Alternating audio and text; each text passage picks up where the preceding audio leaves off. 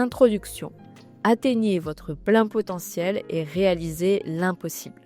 Quand on parle de l'impossible, on peut distinguer deux types. L'impossible avec un grand I et l'impossible avec un petit i.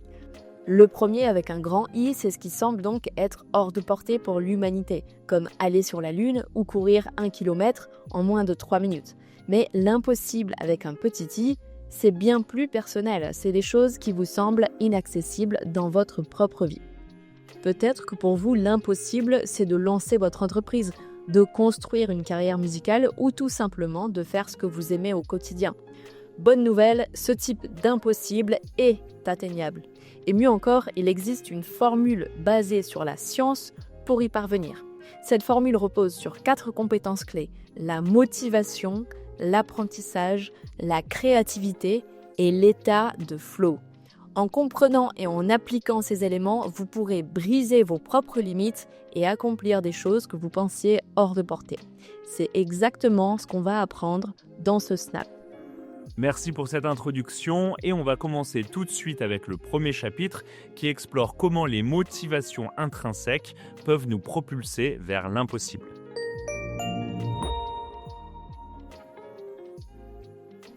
Chapitre 1. Les motivations intrinsèques nous poussent vers l'impossible. Dans l'introduction, on a vu que réaliser l'impossible repose sur 4 compétences clés dont la motivation. Maintenant, penchons-nous sur ce qui nous pousse vraiment à aller de l'avant. Quelle est cette motivation ? Pour accomplir l'impossible, il ne suffit pas d'avoir des ressources comme de la nourriture, du sommeil ou un toit. Il faut également un carburant psychologique, la motivation.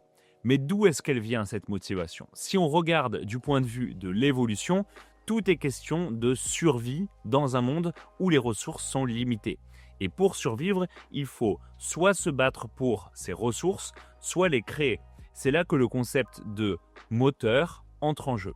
Il existe 2 types de moteurs principaux, les extrinsèques et les intrinsèques. Les moteurs extrinsèques comme l'argent, la nourriture ou même le plaisir sont liés à des besoins extérieurs.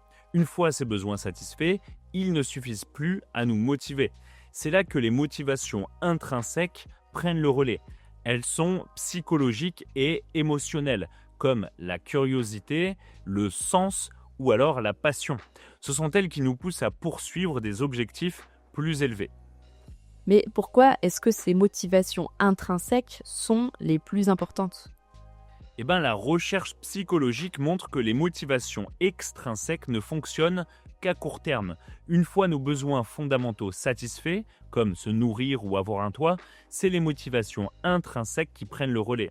Les 5 principales sont la curiosité, la passion, l'autonomie, le but et la maîtrise. Ces 5 éléments forment ce qu'on appelle une pile de motivation. Chaque élément se nourrit des autres pour nous pousser encore plus loin. Par exemple, tout commence par la curiosité. Pour construire votre pile, faites une liste très précise des choses qui éveillent votre curiosité. Soyez spécifique, notez pas juste le foot par exemple, mais détaillez ce qui vous fascine. Comme par exemple les stratégies de positionnement des joueurs dans une équipe de foot. Une fois cette liste établie, cherchez des chevauchements entre vos curiosités différentes et commencez à explorer. Ça va vous aider à identifier vos passions et à bâtir une motivation qui va être intrinsèque. Chapitre 1. Les motivations intrinsèques nous poussent vers l'impossible. Dans l'introduction, on a vu que réaliser l'impossible repose sur 4 compétences clés dont la motivation. Maintenant, penchons-nous sur ce qui nous pousse vraiment à aller de l'avant. Quelle est cette motivation ? On va voir comment trouver une niche qui active toutes nos motivations intrinsèques.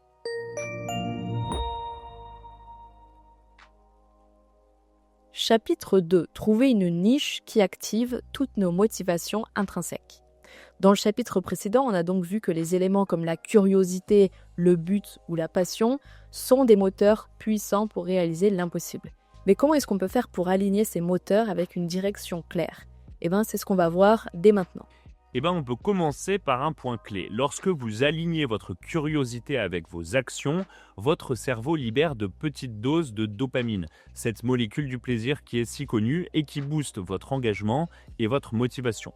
Mais ce n'est pas suffisant. Pour activer pleinement vos motivations intrinsèques, il faut aller plus loin et trouver une passion qui génère suffisamment de dopamine pour soutenir votre progression à long terme. Alors, comment est-ce qu'on fait pour trouver cette niche passionnante? D'abord, il faut commencer par examiner vos curiosités.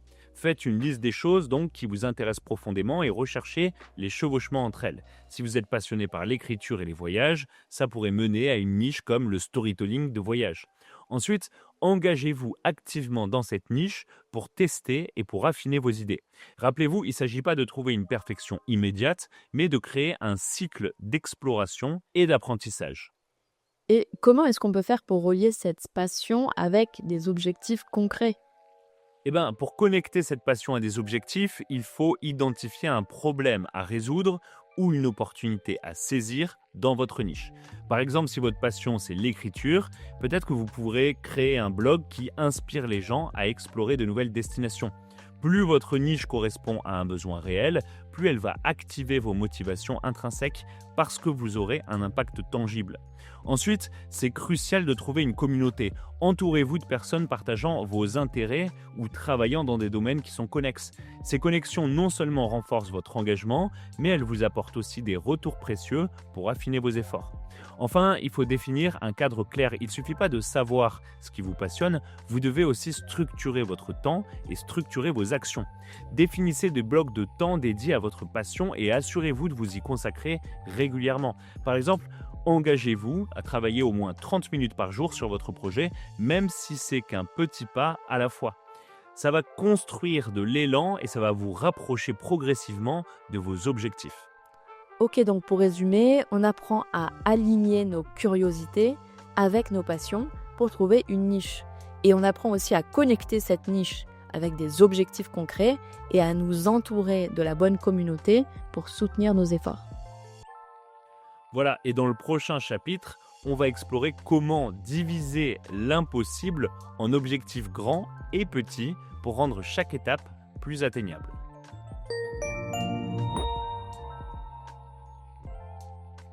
Chapitre 3. Diviser l'impossible en grands et petits objectifs. Dans le chapitre précédent, on a donc vu comment trouver une niche qui active nos motivations intrinsèques. Maintenant, on va voir comment transformer nos ambitions en étapes concrètes et atteignables. Pour accomplir l'impossible, il ne suffit pas de se fixer un objectif vague.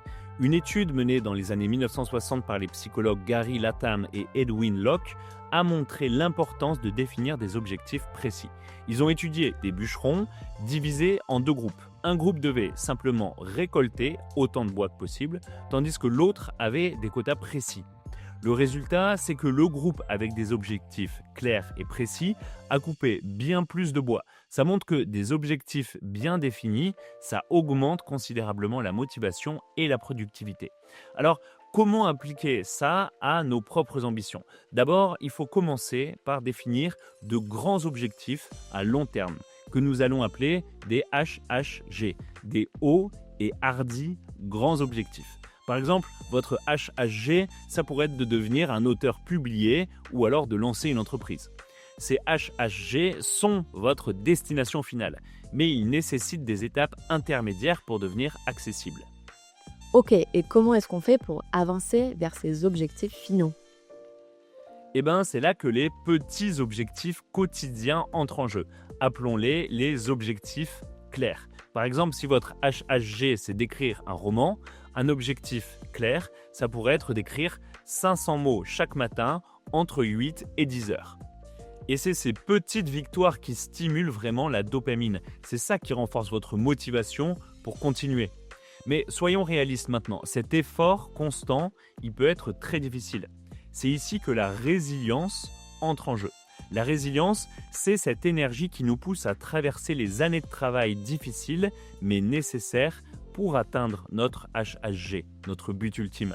Si ce n'est pas inné pour nous, pas de panique, c'est une compétence qui se développe avec le temps.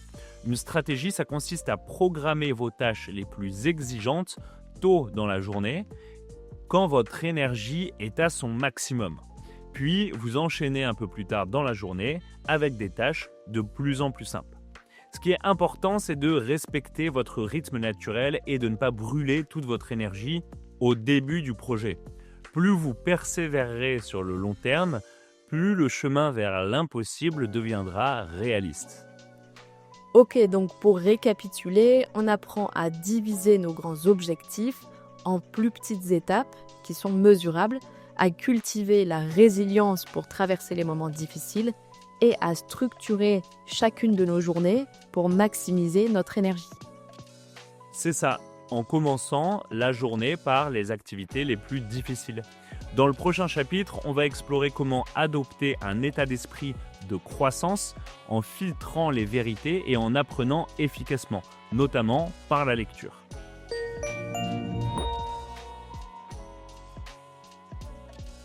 Chapitre 4.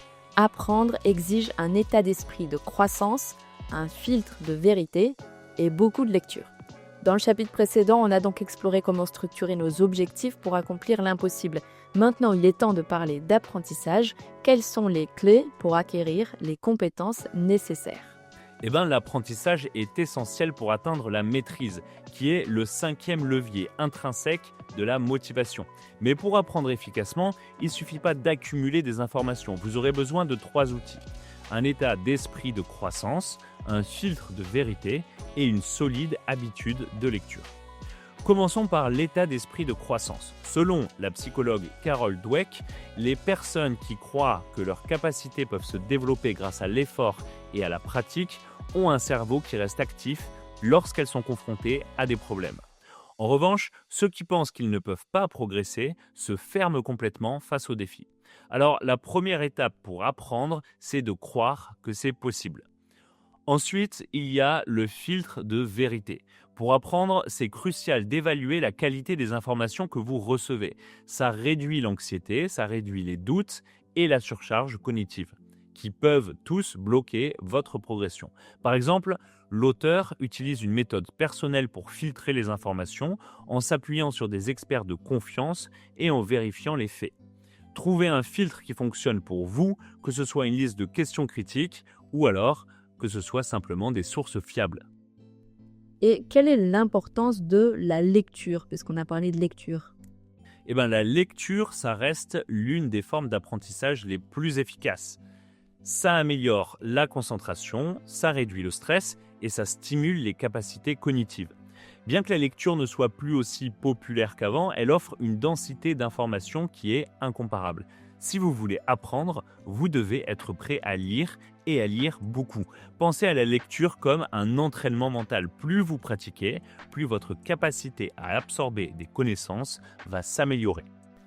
Donc, pour résumer, ce que nous enseigne ce chapitre, c'est que pour apprendre efficacement, on doit adopter un état d'esprit de croissance, on doit utiliser un filtre pour évaluer la qualité des informations et on doit intégrer la lecture dans notre routine.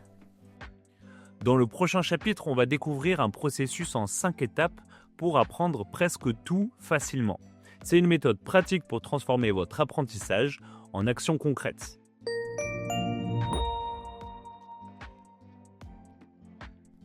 Chapitre 5. Utiliser un processus en 5 étapes pour apprendre presque tout.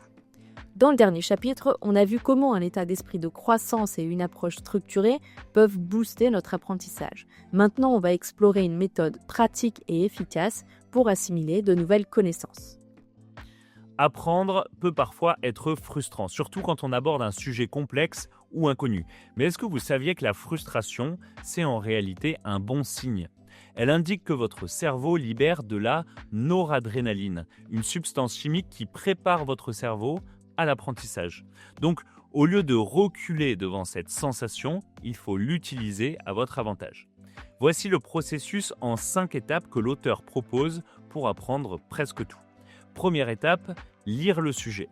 Commencez par des livres ou des articles simples, puis passez à des textes un peu plus complexes au fur et à mesure que vous progressez.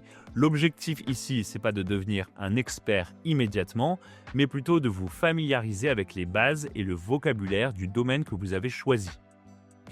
Ensuite, l'étape 2, prendre des notes. Pendant votre lecture, notez toutes vos questions et tous les points que vous ne comprenez pas. Ces notes deviendront des outils précieux pour explorer le sujet en profondeur par la suite. Étape 3, trouver des réponses. Une fois vos questions identifiées, cherchez des experts ou des ressources fiables pour combler vos lacunes. Vous n'avez pas besoin de contacter un prix Nobel, mais même les étudiants ou les chercheurs débutants peuvent fournir des informations très utiles. Posez des questions pertinentes et réfléchis. Étape 4. Analyser et approfondir. Faites des recherches supplémentaires pour relier les informations entre elles et pour découvrir des perspectives opposées. Cette étape, elle va vous aider à comprendre le sujet sous tous ses angles. Étape 5. Créer une narration. Enfin, résumez ce que vous avez appris en racontant une histoire. Par exemple, expliquer les concepts à un ami ou rédiger un article. Notre cerveau adore les histoires et cette étape renforce non seulement votre compréhension, mais elle va aussi stimuler votre curiosité pour continuer à apprendre. Ok, très intéressant en effet ces 5 étapes. Et pourquoi est-ce que la dernière étape a l'air aussi importante finalement, créer une narration ? Parce que raconter une histoire, ça stimule la dopamine dans votre cerveau. Cette récompense chimique, elle vous motive à chercher encore plus de modèles et encore plus de connexions, ce qui va alimenter un cycle d'apprentissage qui est continu. C'est une méthode à la fois simple et en même temps très puissante. Donc, pour résumer, ce chapitre nous a donné un plan clair en 5 étapes pour apprendre efficacement. D'abord lire, ensuite noter, ensuite approfondir, puis analyser et enfin partager. C'est ça, et dans le prochain chapitre, on va explorer comment la créativité active 3 réseaux différents dans notre cerveau et pourquoi c'est crucial pour accomplir l'impossible.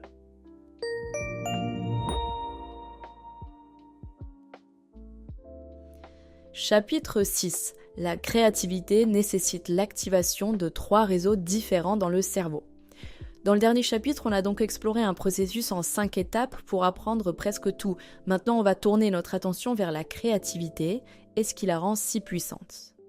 La créativité, c'est souvent considéré comme un atout précieux et les données confirment son impact. En 2016, Adobe a mené une étude auprès de plus de 5000 adultes dans 5 pays différents. Le résultat, c'est que les personnes créatives se sentent en moyenne 34% plus heureuses et gagnent 13% de revenus supplémentaires par rapport à leurs pairs moins créatifs. Mais qu'est-ce qui rend la créativité si unique et comment peut-on la cultiver ? Pour répondre à cette question, il faut comprendre ce qui se passe dans notre cerveau. La créativité, ce n'est pas un processus mystérieux ou magique, comme le croient les cultures anciennes qui pensaient que c'était un don des dieux. Aujourd'hui, les neurosciences montrent que la créativité repose sur l'interaction de 3 réseaux dans le cerveau, l'attention, l'imagination et la science. Et alors, comment fonctionnent ces 3 réseaux ?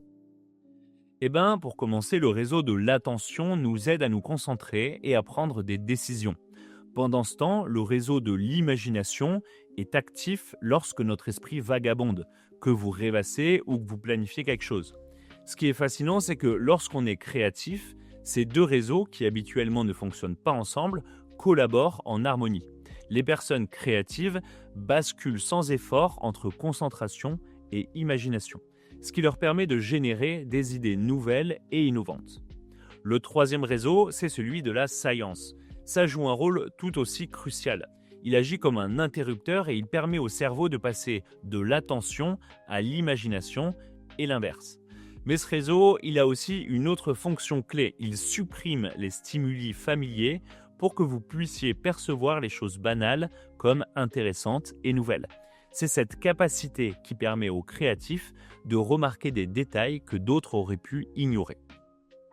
Donc, ce chapitre nous montre que la créativité, déjà, c'est pas du tout un talent qui est magique, mais c'est une collaboration harmonieuse entre différents systèmes dans notre cerveau. Les systèmes de l'attention, l'imagination et la science nous permettent à eux 3 d'être plus créatifs. Exactement, et dans le prochain chapitre, on va explorer comment un état d'esprit positif peut booster notre créativité et stimuler encore plus ces 3 réseaux.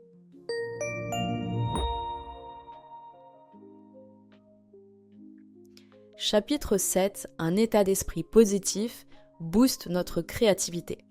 Dans le dernier chapitre, on a donc vu comment les 3 réseaux du cerveau collaborent pour stimuler la créativité. Cette fois, on va découvrir pourquoi être de bonne humeur peut transformer notre façon de penser et débloquer notre potentiel créatif. Est-ce que vous avez déjà eu ce moment, cet éclair de génie, qui survient quand vous résolvez un problème complexe ou alors quand vous comprenez enfin une blague? Ce moment appelé insight est intimement lié à la créativité. Mais voilà une bonne nouvelle, vous n'avez pas besoin d'attendre qu'il se manifeste par hasard, vous pouvez le cultiver. Tout repose sur une partie de votre cerveau appelée le cortex singulaire antérieur, ou CCA. Il fait partie du réseau de Science.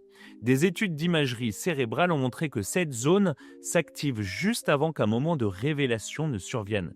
Et qu'est-ce qui rend le CCA plus actif? C'est un état d'esprit positif. En d'autres termes, une bonne humeur stimule votre créativité, alors qu'un mauvais état d'esprit tend à produire une pensée plus analytique. Comment est-ce qu'on explique ça? Comment une bonne humeur peut avoir un effet sur notre créativité? Quand vous vous sentez menacé ou alors stressé, votre cerveau va se concentrer sur ce qui est familier pour assurer sa survie. Mais lorsque vous êtes de bonne humeur, vous ne vous sentez pas en danger, ce qui libère votre esprit et permet à votre attention de vagabonder. Ça facilite la transition entre les réseaux d'attention et d'imagination et ça va vous permettre de remarquer des idées ou des possibilités nouvelles, souvent plus légères et souvent plus inspirantes. Alors, comment cultiver un état d'esprit positif? Il existe plusieurs méthodes. Une pratique quotidienne de la gratitude, par exemple, va aider votre cerveau à se concentrer sur le positif. Prenez quelques minutes pour noter ce pourquoi vous êtes reconnaissant. D'autres stratégies incluent la méditation, l'exercice physique ou encore un bon sommeil. Mais c'est pas tout, la solitude et le temps passé dans la nature jouent également un rôle clé. Une étude menée par l'université de l'Utah a révélé qu'un séjour de 4 jours dans la nature augmentait de 50% les performances au test de créativité. Alors, si vous vous sentez bloqué dans votre créativité, essayez un peu de vous déconnecter et de passer du temps dans un environnement calme pour laisser votre esprit s'épanouir. Donc, dans ce chapitre, on voit que pour booster notre créativité, c'est essentiel de cultiver un état d'esprit positif grâce à la gratitude, à la méditation et même à des escapades dans la nature. Exactement, pour libérer son esprit. Dans le dernier chapitre, on va découvrir l'état de flow, cette condition ultime qui permet de réaliser l'impossible.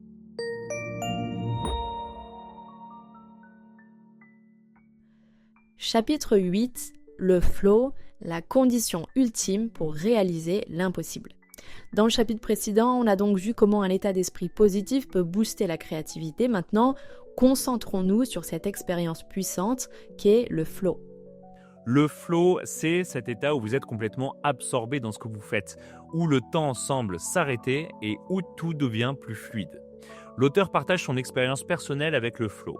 Après avoir lutté contre une maladie de Lyme, il était épuisé mentalement et physiquement, jusqu'au jour où une amie l'a pratiquement forcé à aller faire du surf.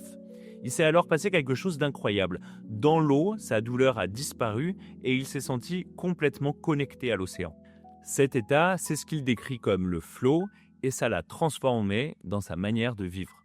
Mais c'est pas seulement une sensation qui est juste magique. Le flow, c'est scientifiquement documenté. C'est un état de concentration totale sur un moment présent, où les hormones comme la dopamine inondent notre cerveau. Les distractions sont éliminées et notre productivité peut augmenter jusqu'à 500%, tandis que notre apprentissage s'accélère de 230%. En résumé, c'est une condition idéale pour accomplir l'impossible. Alors du coup, comment est-ce qu'on peut accéder à cet état de flow? Le flow se déroule en 4 étapes. La première étape, c'est l'immersion. Tout commence par l'apprentissage et la prise de nouvelles informations. C'est souvent une phase frustrante parce que vous êtes confronté à des défis très complexes. La deuxième étape, c'est la relaxation. Laissez votre cerveau se reposer et s'éloigner de la tâche. Faites du sport, allez vous promener, engagez-vous dans des activités relaxantes. Ça va aider votre cerveau à transformer les nouvelles informations en apprentissage durable. Troisième étape, l'entrée dans le flow. C'est ici que la magie opère. Revenez à votre projet ou à votre activité avec concentration, éliminez les distractions et laissez-vous absorber par le processus. Dans cet état, votre créativité et votre productivité peuvent atteindre des sommets. Enfin, la quatrième étape, c'est la récupération. Le flow, cet état, consomme beaucoup d'énergie. Prenez soin de vous, dormez bien, mangez sainement et prenez du temps pour vous régénérer avant de replonger dans une autre session en passant par ces 4 étapes. Le flow, c'est la clé pour exploiter tout ce que vous avez appris sur la motivation, sur la créativité et sur l'apprentissage. C'est la condition ultime pour accomplir ce que vous pensiez impossible. Donc, pour résumer, cet état de flow, c'est un état de concentration extrême où tout devient naturel et fluide. En suivant les 4 étapes, l'immersion, la relaxation, l'action et enfin la récupération, on peut non seulement y accéder, mais aussi en tirer des résultats qui sont spectaculaires. Exactement, et c'est important de respecter ces 4 étapes. On va maintenant passer à la conclusion sur ce livre.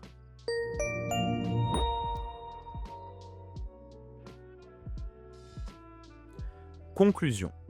Ce snap nous a montré que tout le monde a le pouvoir d'accomplir l'impossible. Le chemin n'est pas simple, évidemment, il est parfois inconfortable, mais en cultivant quelques compétences clés, il devient réalisable. Il s'agit de trouver ce qui vous motive, de persévérer dans l'apprentissage, de nourrir votre créativité et de vous préparer à entrer dans l'état de flow. Ces leviers, ensemble, vous permettent de briser vos limites et de viser plus haut, viser l'impossible. Et voilà une astuce supplémentaire pour maximiser vos efforts. La fameuse règle du 80-20 popularisée par Tim Ferriss. Elle stipule que 80% de vos résultats viennent de 20% de vos actions. Par exemple, si vous apprenez à jouer d'un instrument de musique, concentrez-vous d'abord sur les accords de base qui composent la majorité des chansons pop. Ce principe peut vous faire gagner un temps considérable et largement accélérer votre progression. Alors, que ce soit en maîtrisant une nouvelle compétence, en atteignant vos grands objectifs ou simplement en réimaginant ce qu'il est possible, rappelez-vous, tout commence par un petit pas et une action intentionnelle et vous pourrez viser l'impossible avec un grand I. Merci beaucoup d'avoir écouté ce snap avec nous. On espère qu'il vous a inspiré à repousser vos limites et à viser l'impossible avec un grand I. Si vous avez des retours, n'hésitez pas à nous écrire et surtout à très bientôt pour un prochain snap.